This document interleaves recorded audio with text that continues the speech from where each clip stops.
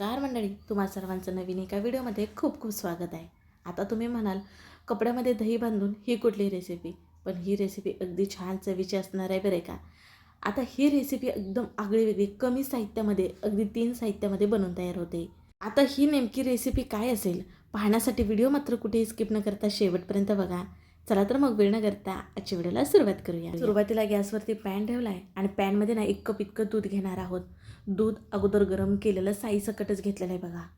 आता इथं ना दूध आपल्याला आटवून घ्यायचं आहे. 1 कप आहे का नाही तर पूर्ण आटवून आपण घेणार आहोत. गॅस बारीक ठेवायचा. मस्त इथं हे दूध आपलं आटलं जातं आणि ह्याच्यात जी साई जमा होते ना ती आपल्याला ह्याच्यामध्येच मिसळून घ्यायची आहे. तोपर्यंत आपण दुसरी तयारी करूयात. ते म्हणजे बघा खाली एक भांडं घेतलं आहे, त्याच्यावरती चाळण ठेवूयात आणि ह्याच्यावरती कॉटनचा एक रुमाल घालणार आहोत स्वच्छ असा. आता इथं घ्यायचं आहे आपल्याला दही. तर दही ना आपल्याला आंबट घ्यायचं नाही, ताजं फ्रेश असं घ्यायचं आहे बघा. आता इथं मी घरी लावलेलंच दही घेतलं आहे बघा. सुरुवातीला 1 कप आणि आत्ता 1 कप, एकूण 2 कप इतकं दही घेतलं आहे बघा. दही हे बिलकुल आंबटचं वापरू नका, अगदी विकतचं वापरू शकता तुम्ही. विकत तुम्हाला सहजपणे दही हे मिळलं जाईल. आता काय करायचं आहे, दही हे आपल्याला ह्या कपड्यामध्ये बांधून ह्या चाळणीवरतीच ठेवायचं आहे आणि ह्याच्यावरती वजनदार काहीतरी ठेवूयात, म्हणजे दह्यातलं जे पाणी आहे ना ते आपल्याला काढून घ्यायचं आहे. अगदी आपण 10च मिनटं असं ठेवणार आहोत, जास्तीचा सुद्धा वेळ नाही. तोपर्यंत बघा गॅसवरती जे दूध अटत होतं का नाही ते अगोदरपेक्षा जरा कमी तुम्हाला दिसत असेल आणि ह्याच्यावरची जी साई आली का नाही ती आपण दुधामध्ये मिसळून घेऊयात. गॅस बारीक ठेवायचा. मस्तपैकी दूध आपलं आटलं जातं. तुम्हाला बघा आपण कुठली रेसिपी करत आहोत हे नव्हतं सांगितलं, तर आज आपण का नाही दही दुधाची वडी करत आहोत.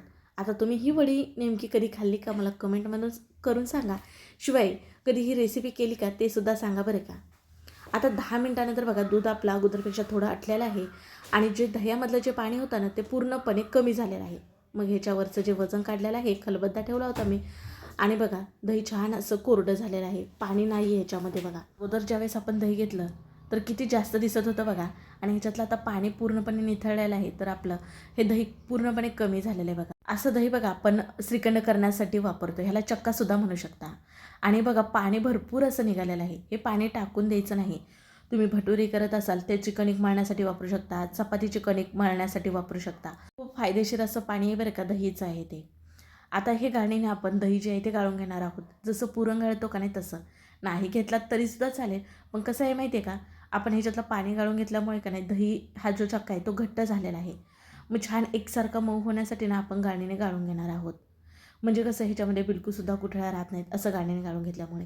आणि गाळायला ना साधारण 1 ते 1.5 मिनटं इतका भरपूर आहे बरं का. आता तुम्हाला इथं मी दाखवलंच, मी बोलूचपर्यंत गाळणसुद्धा झालं. लगेच गाळलं जातं बरं का. आता आपण श्रीखंडासाठी चक्का करतो का नाही अगदी तसा चक्का करून घेतला इथं घरीच. आणि हा चक्का तुम्हाला विकतसुद्धा मिळू शकतो. तुम्ही विकतचा पण वापरू शकता, पण घरच्या घरी स्वस्तात असा तयार होतो बघा. आता गॅसकडे वळूया. तर गॅसवरती बघा दूध आटलेलं आहे. छान मस्त मलाईदार तुम्हाला दिसत असेल बघा. जे आपलं पूर्णपणे दूध आटलेलं आहे, फक्त त्याची साई झालेली आहे, ती खायला टेस्टी लागते बघा. मग त्याच्यातच हा चक्का आपल्याला घालून घ्यायचा आहे आणि मिसळून घ्यायचा आहे. गॅस खाली बारीक ठेवलेला आहे बघा. सतत आता मिसळून घेणार आहोत, म्हणजे ह्याच्यामध्ये गुठळ्या ठेवायच्या नाहीत की नाही, आपल्याला छान प्रकारे मिसळून घ्यायचं आहे. आता बघा हे दोन्ही छान प्रकारे मिसळून झालं, एकजीव झालं की आता आपल्याला ह्याच्यामध्ये साखर घालायचं आहे. गोडाचं प्रमाण तुम्ही तुमच्या आवडीनुसार कमी अधिक करू शकता. पण आज आपण ही दही दुधाची वडी करत आहोत का नाही ती जरा गोडच असते, कारण दही वापरलं का नाही त्याच्यामुळे ती खूप आंबट बनते. त्याच्यामुळे साखरेचं प्रमाण हे योग्यच घ्यायचं. जे आपण जे दही घेतलं होतं का नाही ते 2 कप इतकं घेतलं होतं, त्याच्यासाठी 1 कप इतकी साखर घेतली आहे बघा. बाकी तुमची आवड, थोडंसं तुम्हाला कमी साखरेचं प्रमाण आवडत असेल तर कमी केलात तरीसुद्धा चालेल. आता साखर ह्याच्यामध्ये घातल्यानंतर ना हे पातळ होणार आहे बघा. जसजशी साखर पितेल ना तसं हे पातळ होणार आहे. पण बिलकुलसुद्धा घाबरून जायचं नाही.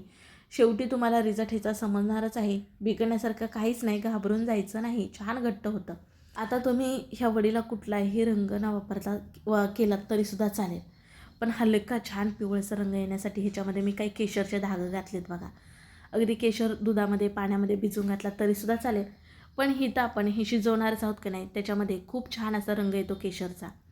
बघा गॅस मध्यम ठेवलेला आहे, मी सतत हलवत राहिलेले आहे आणि बघा केशरचा छान असा हलका हलका पिवळसर असा रंग यायला लागलेला आहे, म्हणजेच की उतरायला लागला ह्याच्यामध्ये.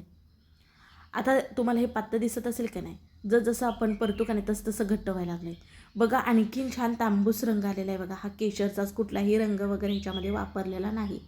अगदी तुम्हाला हवं तर लेमन रंग, म्हणजेच की जिलेबीचा रंग असतो तो वापरू शकता, किंवा केशरी रंग वापरलात ही वडी करण्यासाठी तरीसुद्धा चालेल. पण कुठलाही रंग न वापरता केलात ना तर अतिउत्तमच. अगोदर बघा किती पातळ होतं आणि आता तुम्हाला घट्ट झालेलं दिसतच असेल. आता ह्याच्यामध्ये ना फ्लेवरसाठी मी वेलची आणि सुंठची पूड घातली बघा. गॅस बंद करायचा आणि खाली काढून घेऊयात. तुम्ही म्हणाल आणखीन हे पातळ आहे, पण आता जसं हे थंड होईल ना तसं हे अटरून येतं, घट्ट व्हायला लागतं बघा. त्याच्यामुळे ना पॅन गॅसच्या खाली घ्यायचा आणि आता आपण सतत हलवत राहणार आहोत बरं का. बघू शकता इथं मी जसं हलवते तसं तुम्हाला इथं घट्ट व्हायला लागलेलं दाखवत आहे. आता तुम्हाला जर ड्रायफ्रूट आवडत असेल तर याच्यामध्ये काजू, बदाम, पिस्ता वापरू शकता तुमच्या आवडीनुसार. मी आता ह्याच्यामध्ये कुठलेच ड्रायफ्रूट वापरणार नाही. बघा ह्याचा छान असा गोळा घट्ट झालेला दिसत असेल. आता शेवटी का नाही 2 चमचे इतकी पिठी साखर घालायची. म्हणजे ना छान प्रकारे ह्याला बाइंडिंग येते, अठरून येते. ही चिकट बर्फी होत नाही, छान खुसखुशीत होते. हिचा रिझल्ट ना तुम्हाला शेवटी मी बर्फी मोडून दाखवताना कळेलच. मिश्रण हलकं कोमट झाल्यानंतरच पिठी साखर घालायची बरं का, अति जास्त गरम असताना घालायची नाही. बघा छान असा ह्याचा एक गोळा झालेला आहे. बघू शकता अगोदर किती पातळ होतं आणि रंगसुद्धा छान सुरेख आला आहे. आता ह्या मिश्रणातलाच असा गोळा घेऊन गोळी करून बघायची. बघा छान गोळी होते, म्हणजे वडीसुद्धा आपली छान होणार बरं का. आता इथं मी चौकोनी आकाराचा डबा घेतला आहे, त्याच्यामध्ये ना बटर पेपर घालून घेतला आहे. अगदी तुम्ही ताटाला किंवा एखादा स्टीलचा डबा असा घेतला तरीसुद्धा चालेल. त्याला तेल तूप लावून घेऊ शकता. तयार केलेलं मिश्रण ह्याच्यामध्ये घालून ना छान एकसारखं असं थापून घ्यायचं आहे सगळीकडनं. आता इथे मी जाड अशी ही वडी करत आहे. अगदी तुम्हाला पातळ हवी असेल ना तर ताटाला तेल तूप लावून पातळ थापून घेऊ शकता. पूर्णपणे थंड झाल्यानंतर थापायचं नाही बरं का, हलकं कोमट गरम असावं तरच असं थापता येतं बघा. पूर्णपणे थंड झाल्यानंतर ना त्याच्या वड्या पाहिजेत तशा पडत नाहीत.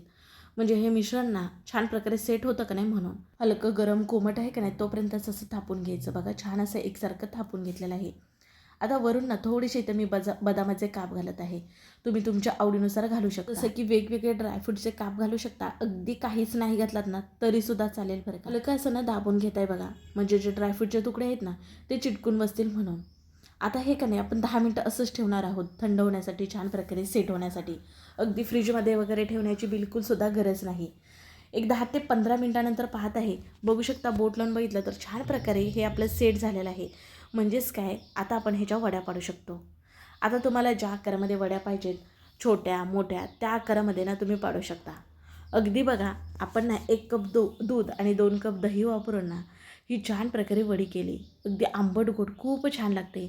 बऱ्याच जणांनी ना ही वडी खाल्लीसुद्धा असेल. अगदी नवीन पद्धत नाही, पारंपरिकच पद्धत आहे बरं का.